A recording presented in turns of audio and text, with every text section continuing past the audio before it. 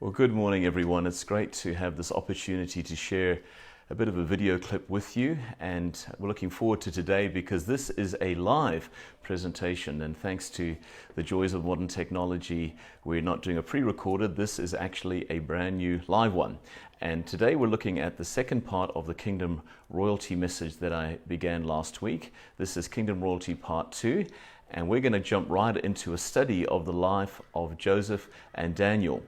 And just to give you a bit of context, this is all coming from the whole royalty topic from 1 Peter chapter 2 and verse 9, which says you are a royal priesthood, a holy nation.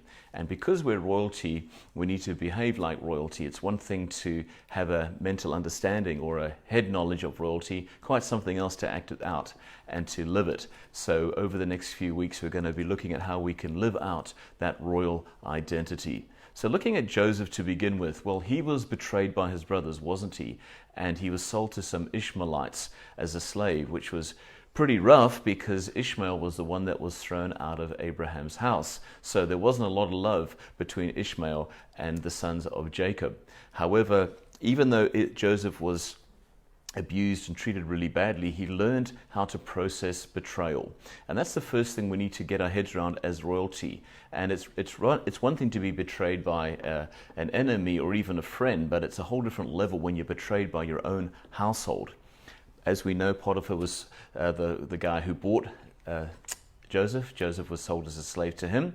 But what's amazing is Joseph had royal blood in him. And when we have royal blood, we take whatever situation we're in and we excel in it, as we saw from the life of Joseph. He probably had more excuses than anybody to not work, to not put his hand to the plow, but he excelled, and he was actually promoted to the level of the manager of Potiphar's estate.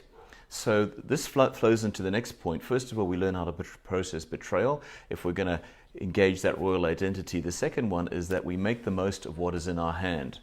Here's a quote for you. I love this one. Throw royalty to the wolves and they will come back leading the pack.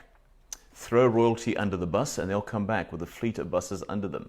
You throw a Joseph under Potiphar, and what does he come back as? He comes back leading Potiphar's estate.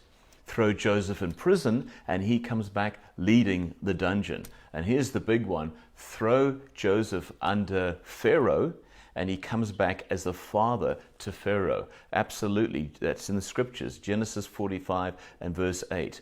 And you might think to yourself, well, who does that? How can anyone actually, operate at that level? I'll tell you who can do that. Someone who is living out their royal identity. The third one is they think differently. Royalty are not entitled. They live by a different code. Daniel, when he was captured and taken to Babylon, he chose a very strict dietary code. And you may be thinking to yourself, what's the big deal?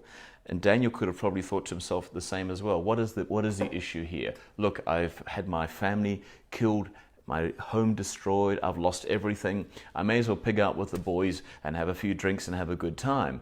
But he learned something, and that was that Daniel lived out of his royal identity. The thing about royal identity is you have a code and a set of ethics that you live by that are not based on situational ethics. What is situational ethics? The situation determines the ethics, but not with Joseph. He knew what a fine line he was walking, and he knew that royalty is not something that you switch on and off. You are royalty. Royalty is not something you do. Here's a question. Why do we sin? We know it's wrong. We know we shouldn't do it. We know it's bad for us, but why do we do it? I'd like to suggest to you that we sin because we forget who we are, and Daniel didn't forget who he was. The other thing about royalty is they are thermostats, not thermometers. Royalty are thermostats. They set the temperature, they don't reflect the temperature. If royalty walks into the room and walks into the situation and the temperature is wrong, well, they act as the thermostat and they lift the level. Royalty are like the rising tide, because the tide that lifts the royalty's boat lifts all the boats around as well. Well, I hope this short and live presentation has been a blessing to you.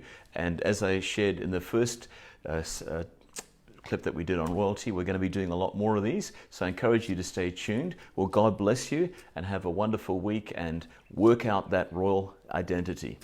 God bless.